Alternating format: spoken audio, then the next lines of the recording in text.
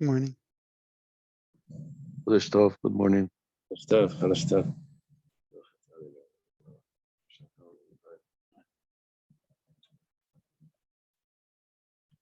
we're going to start Lamed Beis, Amar Abaya. It's 32b, right? Naftali, is that correct? We're 3 lines from the top. So it starts like this. Amar Abaya. Abaya says, Naktinan. Naktinan means we've established. If someone sends a messenger to give a gift, how would he do that? He would probably send a document or something. It says that, with this document, you're acquiring. He sends a messenger. He's allowed to run after the messenger and to stop him. Because a shliach of a gift, a messenger of a gift, an agent, is just like a shliach of a get. Just like we learned that by a get, he can run after the messenger. If he catches up to him, he can say that I'm nullifying my agency, my making you into a shliach. I can stop that also by a gift. Nafkamina, what's the difference? Coming to teach me that even though by a gift there's a rule that that when you give it to the messenger, there's a possibility that maybe the messenger should acquire it on behalf of the recipient, because it's to his merit. There's no detriment there. Maybe when he tells him bring this to him, he really means acquire it on his behalf.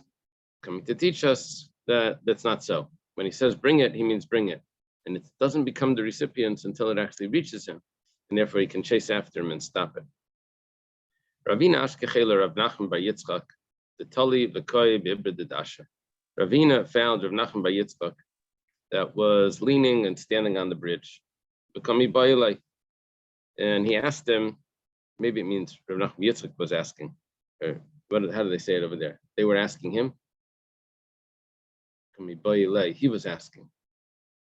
He was asking, but who's the he? Rav Nachman bar Yitzchak or Ravina? So Rav Nachman bar Yitzchak was asking. Batal mahu. Before we had a discussion about what is the meaning of the word batal. Batal mean, it means it is. It is nullified, but is that a past tense or a future tense?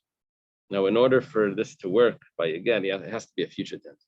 It has to say that I am being mevatel it, I am nullifying it. But if he doesn't use the word who, he just says nullified. Mahu, what's the din? The Gemara leaves that as a question. Teku, leave that as a question. In other words, when he's nullifying the shlichus, he has to say that I'm nullifying the shlichus from now on, that I'm stopping it, I'm nullifying it. So, but if he doesn't say that exactly, then it could sound like, oh, the get's nullified or something, and that's not true. The get is a real get. It's not nullified. It's the shlichus that is nullified. So, okay. Amar Rav Sheshes Ramlav Mesni Satana. Rav Sheshes says, and some say that it was taught in a brisa. This is very interesting, because Rav Sheshes was famous for memorizing brisas. And so when it says that it was a statement from Rav Sheshes, and some say that it was taught in a brisa, because they weren't sure when Rav Sheshes said things over, was it his own statement or was it taught in a brisa? Get lo yoyel. This get should not be effective. Lo yater should not permit her. Lo yaziv, it should not forsake, but it should not like leave her alone. It's not release her. That's a good one. Lo yishalach, it should not send her away. Lo yigarsh, it should not divorce her. Yehi cheres, it should be. It should be clay, which basically means nothing, insignificant. It should be like clay. So that's effective. Why? He's stopping the shlichus by saying all of those things, because they're a future tense. He's saying that I don't want it to work. Let's say he says the other way. Let's say he says einamayel. It isn't effective. Einamater. It does not permit her. Einamaziv. It does not release her. Einamishalech. It does not send her. Einamagarsh. It does not divorce her. Cheresu. It is cheres, kicheresu. It is like, not it should be, but it is. It is like clay. Then he didn't say anything because all of those are expressions of past tense. What he needs to do is he needs to nullify it from now on. He's describing something inaccurately. When he says in the past tense, he's saying really that this get is nothing. And now, is this get nothing?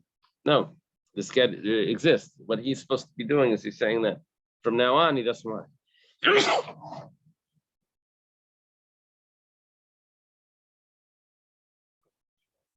Thank you. Thank maybe you. Maybe the rabbi should drink some coffee. No, I hear you. What's that? What's Yitzi? What does the doctor say? The doctor, I know. Okay. So he has to use a future tense. He can't use a past tense. Iboilahu, I have a question. Harehu cheres mahu. This is a present tense. It is cheres.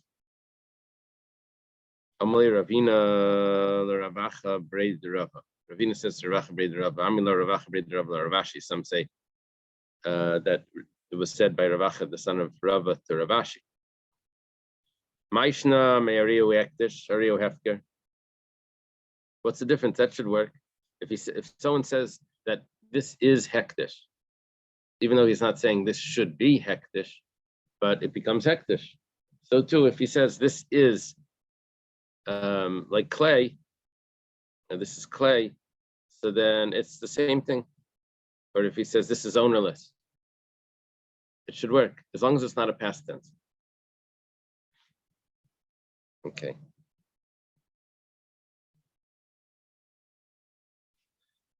Now the Gemara has a new question. When he nullifies the shlichus, can he reuse the document?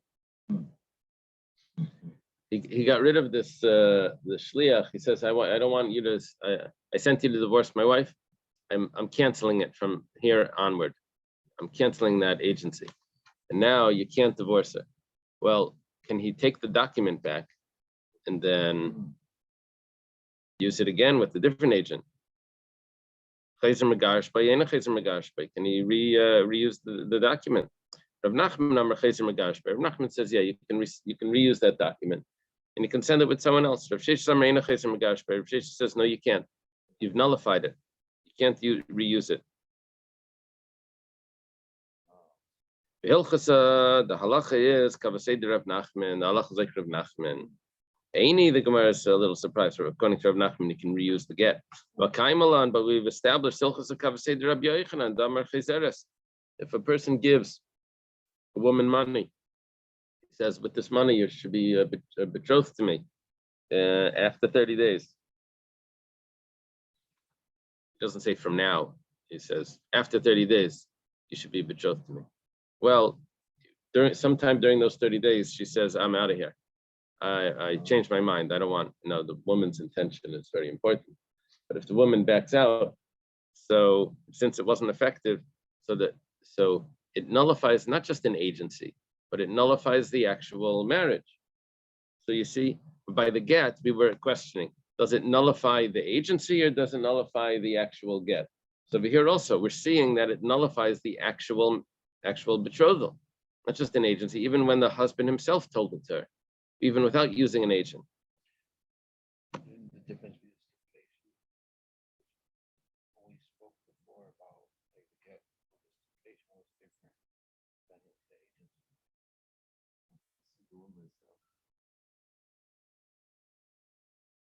Let's see the Gemara's answer. Maybe it's going to answer your question. So Zachi Ashta, 1 second. Hasam diber v'diber asi diber vatal diber. Over there, what was going on?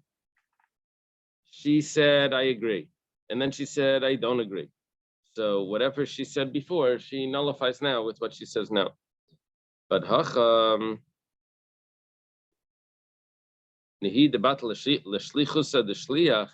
I know that when you said, you are my agent, and then you went back and you said, you are not my agent from now on.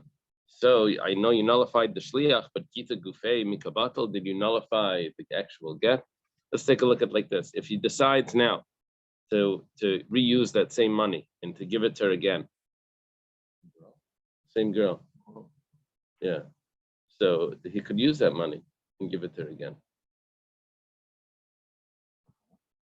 Let's say he says, with this money, you'll be betrothed to me in 30 days.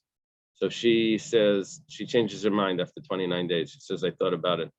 It's getting close. I'm not interested. So she gives him back the money. So he says, okay, let's try again. He marries her. So there's nothing wrong with that money. That you could use that money. So same too by the get. He nullifies the shliach. So the shliach gives the get back. So he tries again. He can reuse the get. He can give it directly, or he can give it to another shliach. Yeah. What we were comparing it to, the way this Gemara started out was we were comparing it. Can he nullify it, or can she nullify it? Like by the marriage, she actually nullifies the actual marriage because there was no messenger there, as opposed to by the get, it was nullifying the messenger, the agency. So we were saying that you see, you can nullify the actual act itself. You can nullify. So therefore, we thought maybe that could nullify the get. We're saying no, the get's something else. That's what it looks like. Originally, they would allow someone to nullify the agent to divorce his wife in front of a beis din. And later on, they said that this is going to create chaos. And Rabbi Gamliel instituted that you have to actually nullify it in front of the shliach itself. You have to go to the shliach and nullify. You can't just nullify back at home in front of some witnesses. You have to catch up to the guy, or you have to catch up to the woman and nullify it there. Catch up to the woman, but he's still nullifying the shliach. He's nullifying the shliach in front of the woman. So the woman should know about that. And it's okay, then you could reuse that get. Can you? Well, the main point is that when she receives the get, she's not divorced. But then, can you reuse the get? Then we answered that yes. According to Rav Nachman, you could reuse the get. Try again next week. Yeah, as long as they weren't intimate in between. Well, Barishayna Hayoisa. Originally, you could nullify it in front of a beis din. Itzmar, there's a statement of Amirayim b'fnei kamahum avatlai. Originally, how did this work? This is like all theoretical. It's going back in history. Yes. How was this done before Rabbi Gamliel came around and said you're not allowed to do this? So in front of how many people would you need to nullify the get? Rav Nachman Amar b'fnei beis. Rav Nachman says you only need 2 people. Rav Sheshes Amar b'fnei gimel. Rav Sheshes says you need 3 people. Rav Sheshes Amar b'fnei gimel beis din ktani says you need a court. How many people are a court? Minimal 3. Rav Nachman Amar b'fnei beis. Nachman says in front of 2. The Beit Shrei Nami beis din kari lahu. 2 people is also a court. Now, if there's a conflict, you're going to have to add a 3rd one because it's going to be 1 against 1.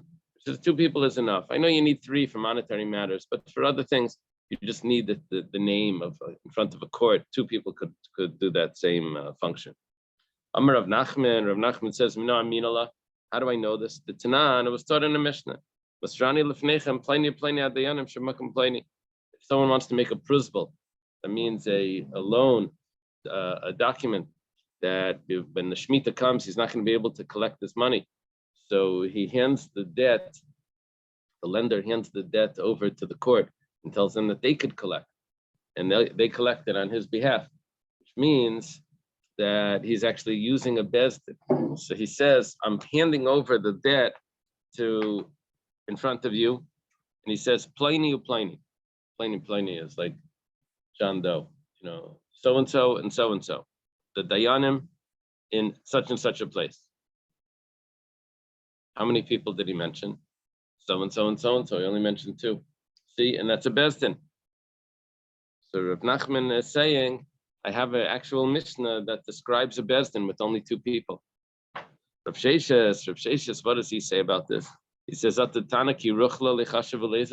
you think the Tana, the author of the Mishnah, is a peddler, that he has to count out all the 3 Dayanim? He's telling you the law. He gave you an example. He doesn't. He missed the third one, but he's not counting out. Rav Nachman. Rav Nachman goes further. He says, "Mina mina, how do I know that you only need two people?" The Tanan. Start in the Mishnah. The Yanim Chais Milamata Aya Edim. You can have in a principle. You can have different ways of writing the document. You can write. You can write the document that says.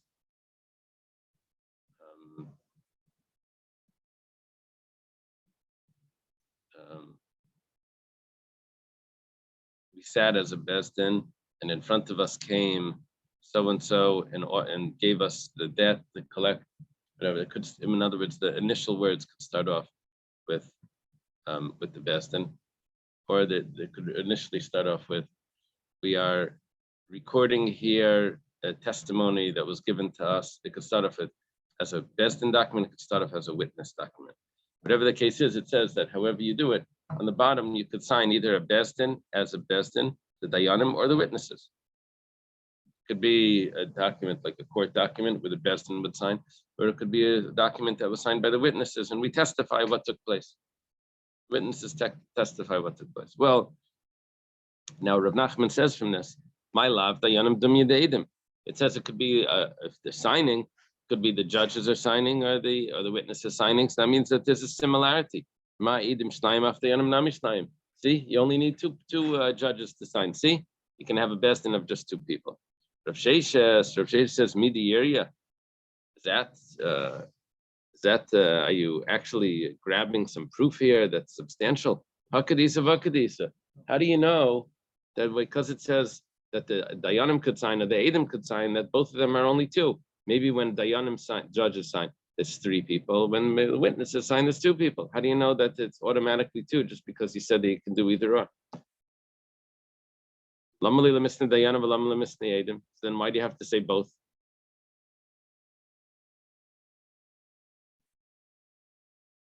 It says Hakamash Malan is coming to teach us. In other words, once you have the witnesses, which is two, then for sure it's good if you have three. Hakamash is coming to teach us. It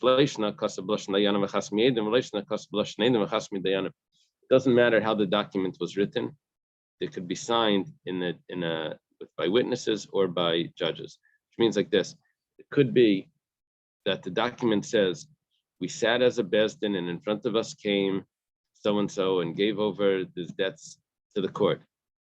And it says on the bottom, Yosef ben Shimon Eid and Shimon ben Yosef Eid, whatever. In other words, usually a court document like that would be signed Dayan, someone Dayan, third person Dayan. Over here it says Eid as a witness to what happened. So in other words, in a court document you can also have, or it could be the other way. It could be that this is taking note of this document here is recording a testimony that was done in front of us, and it was signed by the Dayanim, even though it's a testimony. Such a document normally would be signed so-and-so aid, but it could be signed by Dayanim, and it would be just as effective. Okay, so in other words, the signatures don't have to match the heading of the document. Because the first words of the document tell you what type of document it is. It could say, Beidina Havina. We sat as a court. And someone came in front of us and said this. Okay, that could be, and then you would assume that it would be signed with Dayanim. It turned out it was signed with witnesses. It's just as good. Okay. Rabbi. Yeah. But aren't the Dayanim kind of serving as Eidim here? Yeah. Okay. Yeah. But they're serving, you mean in the document or as a Besdin? Like, it's just the reason you need two is because they're just signing as witnesses, not as the court. Well, what's coming That's why out, it doesn't matter. according to Rav Sheshes, you actually need three Dayanim to sign. So why do you need three Dayanim to sign if two was enough? I guess what it's coming to say is that even though it was written as it's coming to tell you that it doesn't need to match the top of the document. Okay.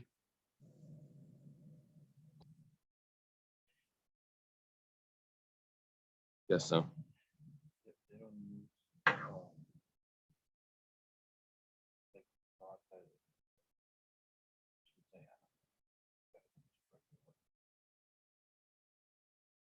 should say, No, I don't think it matters if there's two dayanim that are signing. According to Rav Nachman, that would have been fine, but here we seem to follow Rav Sheshet. We're following Rav Sheshet's logic. It says that really you need three. You need three dayanim to sign. It says so. Wasn't two enough beforehand? It says no. It's according to Rav Sheshet. It's coming to tell me that it doesn't need to match the top of the document. The document was really a testimony, or the opposite. It was a court document, and two witnesses could sign on that, or a testimony, three judges could sign on that too.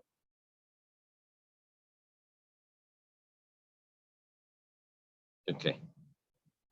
It was instituted by Rabban Gamliel that you should not be allowed to nullify an agent in front of a court. You have to actually meet up with the agent and tell him that you're no longer my agent.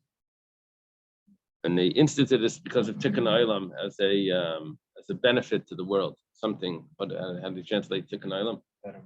Betterment. My mipnei Tikkun Olam. What are you talking about, Tikkun Olam? What exactly are you fixing over here? So an expression today, Tikkun Olam. It's used to recycle and and all types of good stuff. The frum world doesn't use it. It's usually the reform movement and like that. They use the word Tikkun Olam. Tikkun Olam. green planet. Yeah, the green planet going green. One of the biggest, yeah. But we don't use the word betterment in English very much. It's called the not just for the purposes of broadcast, not yet from community. Not yet, right? Not yet. Not Okay. yet. So, mipnei Tikkun Olam. What is Tikkun Olam? Rabbi Yochanan mipnei takanas mamzerim. Rabbi Yochanan says that it's because if they would allow the agent to be nullified without notifying him, then could cause mamzerim. Why? The agent arrives at the woman's door, hands her the get. She runs across the street and marries the guy she's been waiting to marry, and meanwhile the get was nullified back in Yehupitz by the husband in front of a court, and the children that she has from this new fellow, this new husband, are mamzerim.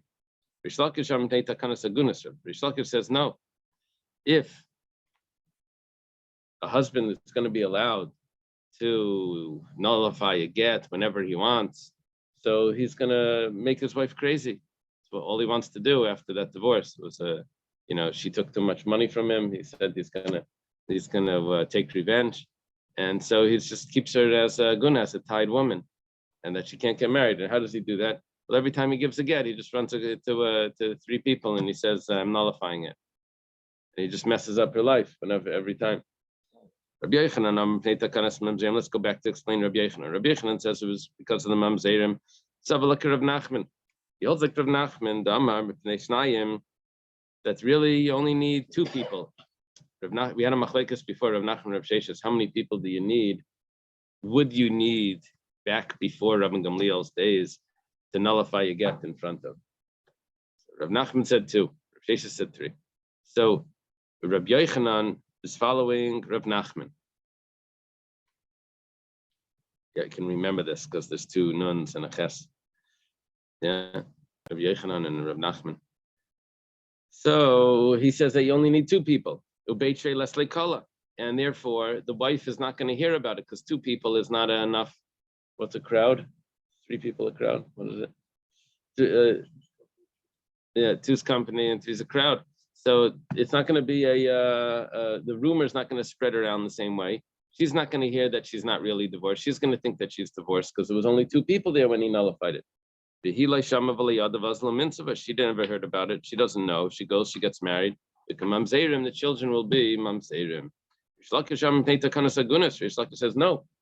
It's because of to fix the problem with her, that maybe the husband's just going to keep making her crazy and nullifying the get whenever, and she's never going to be able to get married. Why would she not be able to get married? Because obviously, according to Rish Lakish, we're following the logic of Rav Sheshis. Rav Sheshis says that he has to nullify it in front of 3 people, which means that there's a crowd, which means that she's going to hear about it. She's going to hear about it. She's going to be stuck. She never really received the get ever. She just, or she. No, got it she receives the in her get hand. It's got in her hand, and he nullifies it back at home. back at home. But it's going to come out is that she's going to hear about it. She says in front of 3, and she will hear that her get was nullified. B'shama, she hears v'yadav alay mitzvah, she won't get remarried. But the kind of sagunas siddiq, and we're just trying to resolve the problem of the agunas, which means that we need to make it more difficult on the husband not to nullify the get. He has to actually get on the train and catch up to the messenger to stop it. You can't just press delete every time he wants to. He remembers how much money she took. Okay. Taner Rabbanan. Start in the Brisa. Bitlai mevotel. Very interesting. We have a takana over here that you're not allowed to nullify the get in front of a besdin. You have to nullify the get. If the husband decides to nullify the get, nullify the agency, he has to run after the shliach and catch up to him, or run or go at least to the woman and say that I've sent you a get, but it's nullified. Can't do it back at home. But let's say he did it back at home in front of a besdin. What happens then? Rabbi Gamliel instituted that you're not allowed to do that. But what happens if you did do that? So mivotel, it worked. You weren't allowed to, but it worked. And the get is batal. Does she know about it? Well, how did we paskin over here? No, she probably doesn't even know about it, because we paskin like Rav Nachman, you only need 2 people. So, Rav Nachman's getting quite a few halachas over here. One is that you're allowed to reuse the get. We paskin like Rav Nachman. We paskin like Rav Nachman, it would be in front of 2 people. And that would follow that the issue over here is mamzerim. Now, Rebbe says that it's actually going to be effective if he nullifies the agency in front of witnesses. Reb Shimon ben Gamliel, which is Rebbe's father, he says that you can't nullify it in front of a besdin or in front of witnesses. You can't even adjust the stipulation in front of witnesses. You can't say, look, I'm making a stipulation on the get that it's only going to be effective if this and that. It's too late. Once you gave it over to the shliach, the only way you could change any stipulations in this, obviously before the get's given, would be to catch up to the shliach and do that in front of the shliach. But to do any new stipulations or to nullify the agency, you can't do. And if you say that you can do anything, so then what was the whole point of my great-grandfather, Rabbi Gamliel, Reb Shimon ben Gamliel saying, Rabbi Gamliel instituting not to do this? If you can go ahead and just do it and it works.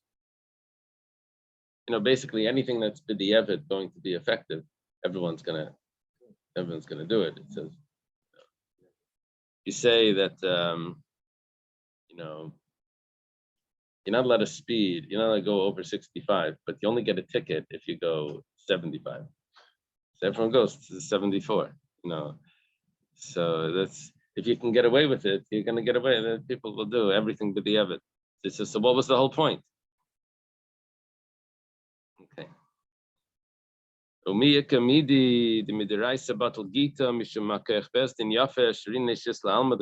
the spectacular question. It says, how does this work? According to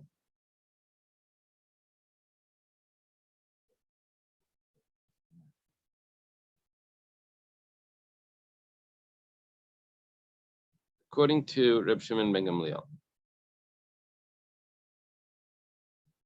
According to Reb Shimon ben Gamliel, the agency was nullified by the husband in front of a court.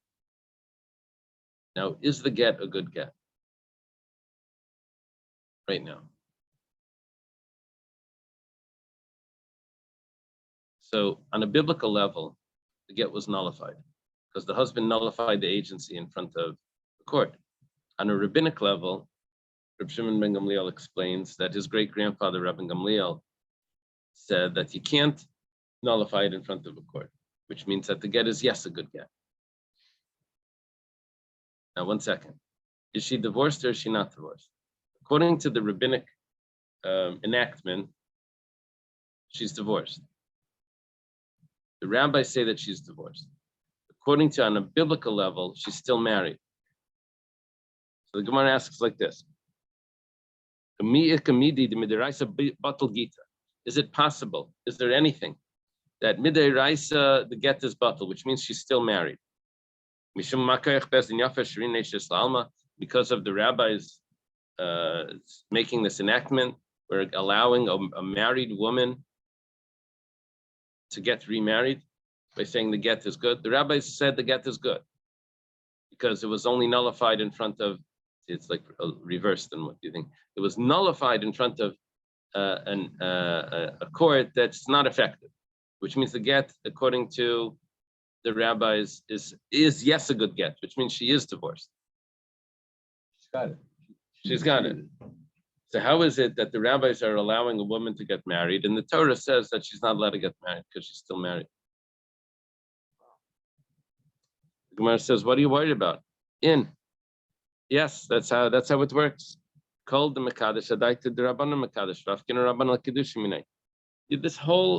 Your whole question was based on the power of the marriage, the strength of the marriage. This is a married woman, and according to the Torah, she is still married. How did she become a married woman? Because when he gave her the wedding, the Kiddushin, he said, Harayat Mekudeshesli, B'tabazu, Kesevzu, whatever, Kedas Moshe Yisrael, according to the laws of Moses in Israel. So in other words, he was accepting on himself, he was marrying her only according to the way the rabbis set up what marriage is. So therefore, because the whole marriage is only based on the way the rabbis set it up, so comes along the rabbis and say that if you get divorced in a way that biblically doesn't work, but rabbinically works, so don't worry about it, because we can delete the original wedding. And so I know biblically you got married, and biblically you're still married. Rabbinically you're divorced, but how do we get rid of a biblical marriage? By being rabbinically divorced. The way we do it is because we delete the original wedding. The rabbis have the power to delete the original wedding. That's the case. So she was never married. If they were married according to the rabbis, why would they be considered married also because the rabbis? No, it's effective, biblical. It's like, let's say the rabbis tell me how to acquire this. You acquire it like this. So is it really mine on a biblical level? I used a rabbinic way of acquiring. Yeah. So I used the rabbinic way of doing the wedding. I used this money. Well, money doesn't have to be rabbinic. I'm getting into a complication in Rashi. Rashi is too shut in. But I made a wedding which the way the rabbis set it up, which is effective biblically. I'm now biblically married. And now what the rabbis do is they go back and they take away that original wedding. Expunge it or erase There's what does expunge mean? it never happened. Never happened. So if the person doesn't say that, doesn't say Kedas Moshe Israel, doesn't marry rabbinically. And then I'm not sure if that wedding is a real wedding. No kids that happened. Yeah, if someone gets married, says Harayat Mekudeshesli, and he doesn't do it properly. So does that wedding require a divorce? Again, I don't know. It's like a civil marriage. Gives her a ring in front of, well, over there were no witnesses.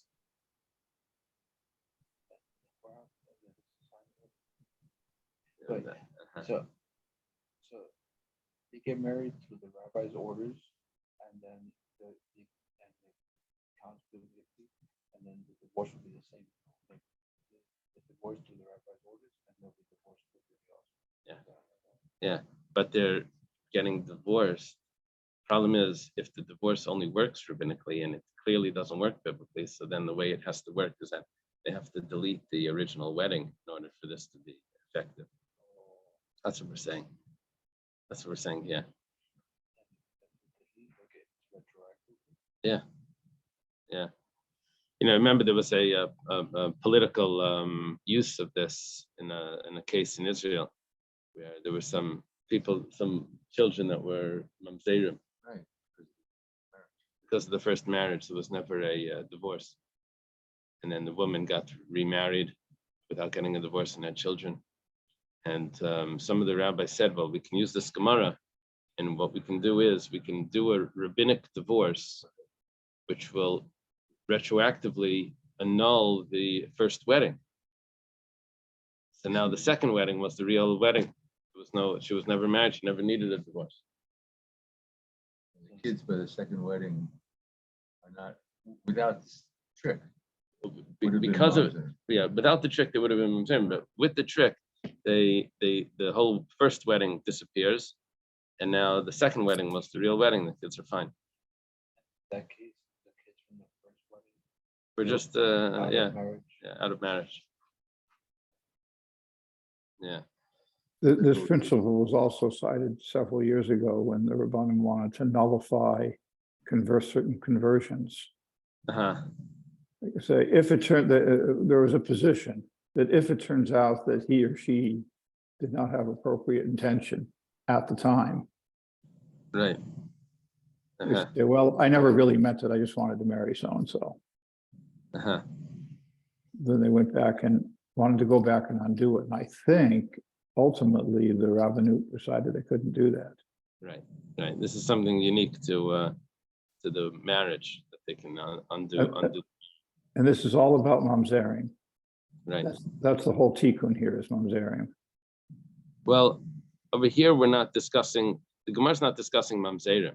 The Gemara is discussing how, according to Reb Shimon ben Gamliel, that when after he nullifies the get, after he nullifies the agency, it doesn't. The get is still effective. But biblically, we know that like before the rabbi said that that he can't nullify it like that, the get would have been batal. So how does it work? How could she go now and get married when according to the Torah she's really still married? So we're saying because the rabbis annulled the first marriage. But what I'm asking is the whole purpose of this peculiar rulings is to avoid mamzering? No, it's to allow her to get married. How does this get work according to Reb Shimon ben Gamliel? According to Reb Shimon ben Gamliel, the agent is still running towards the wife. Right, And on a biblical level, the husband already annulled the agent. He's running for nothing. right. Like on a biblical level, But nobody knows it except him. besides for the husband. Right. And on a biblical level, the get is batal, which means that the wife is still married. What the agent is giving to the wife is just a piece of paper, and it doesn't mean anything. So the wife is still married. She receives it, and she goes ahead. The rabbis say what the husband did is nothing, so she receives it, and she goes ahead and gets remarried. Was this a foundation for some of the decisions of Ralph Feinstein? You know No, which ones I'm referring to. That was about the civil marriage. I think that was a discussion if what we consider the civil marriage. is it considered civil marriage considered a marriage or not? Mhm. Yeah. I knew which ones you were talking about. Thank you. I went to this fellow passed away. It was he came into the yeshiva in Los Angeles, and I was there. He started to put on tefillin. He was a musician. You know, he was a guitar player for Disney. Anyway, he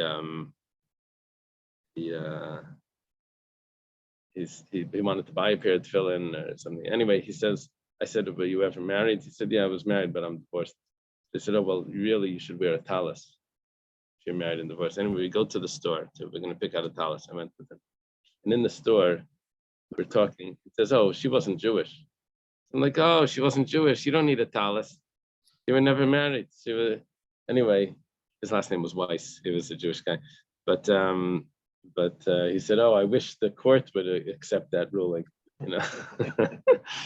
Anyway, you just got rid of that marriage, like, you know, just the conversation.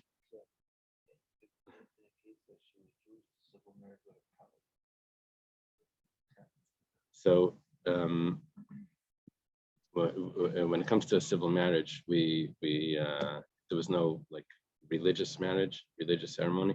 We still require them to get divorced, to get a get. But if we're not able to, then there's a lenient ruling you can rely on. Amalei Ravina la Ravashi. Ravina says to Ravashi, Tenach the Kaddish Bekaspa.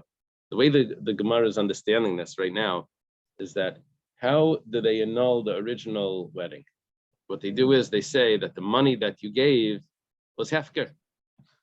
You gave a ring, the Besdin takes the ring, you know, eminent domain. What you gave is really not, was never really given to her. The Besdin can remove money from someone, you know, and just remove that. But Kaddish Bebiya Mayakil Meimar, but let's say he didn't marry her with the ring. He married her with relations, which is one of the three ways of getting married, Kesef, Shtar, and Bia. So he has intention by the relations. He says, with this act of relations, you're betrothed to me. Now, okay, so what happens then? How did the rabbis just remove that? That was a real act, that they can't just say, oh, it's hefker. It says, well, Shavua Rabbanan lebilase bilasnus. The rabbis say that was just a promiscuous relations. That was not a real a real wedding. Okay.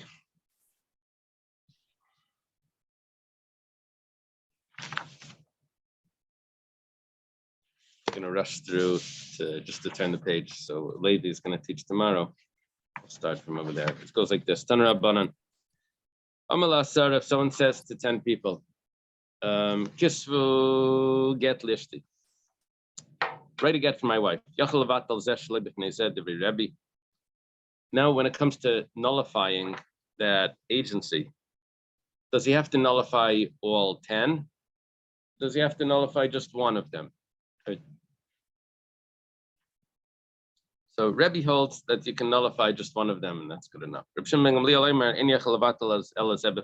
have to nullify all of them together. They all have to be there. What's the machlekes? Says they're arguing about machlekes regarding people that witnessed an act. Now, if there's relatives amongst the witnesses, that could mess up the witnesses, because if two brothers are witnesses, it's not valid. You can't be related. So what they have to do is they have to say that the witnesses are only two people that aren't related. Let's say there's a whole crowd of people that witness. So because some of those witnesses are related, it messes up the whole group. No one could be witness to this. So either Shabbat Miktasef, part of the group of witnesses is nullified, the whole thing is nullified. So Rebbe holds that over here also, when we're nullifying the agency of the 10 people, he told 10 people to go and write again. So he only needs to nullify one of them. Once one of them is nullified, then they're all nullified. Rebbe Saver the Shabbat. I'm sorry. Rebbe Saver Eda Shabbat Miktasa. It's the other way. Rebbe holds Edis that's partially nullified. Loi Batla Kula.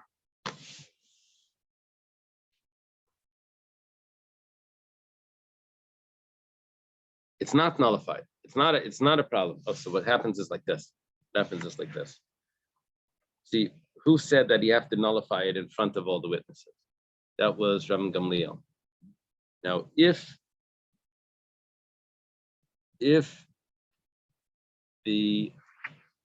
would actually be nullified when he nullifies it in front of one, so then really the other ones that are doing the get, the other ones that are going to write the get are nullified, but they just don't know about it. So that would be problematic. So Rabban Gamliel would have said that you have to do it in front of all of them, because otherwise this is going to create a problem. It's really nullified and they don't know about it. But since according to Rebbe, it goes the other way. Since according to Rebbe, if one person is nullified, it doesn't nullify the other ones. So then there's no problem. The one that knows about it doesn't, and the one that don't are still valid. So there's no problem. If the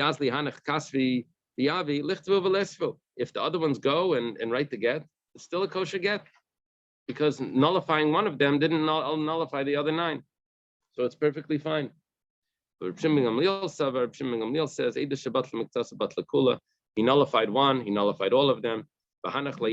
These other ones don't know. They're going to go and write, and then they're going to end up marrying. This woman's going to end up getting married, and she shouldn't be getting married because really the get was already nullified by nullifying in front of one. So therefore, the takana of Rabban Gamliel that you have to nullify in front of all of them would come in over here. Viba Yasema, we can learn this slightly different. You could say a little different. The Kuli Alma Eda Shabbat L'Miktasad Leibat L'Kula. Really, everyone holds that it's still valid when you nullify some of the witnesses or some of the agencies. It's still the other ones are still good. The time of Reb Shimon ben Gamliel. So why does Reb Shimon ben Gamliel say that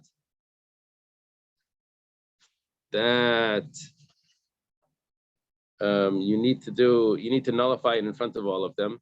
What's the problem? Let them go and the other ones who can still write it, and the one that you nullified can't. He holds like this.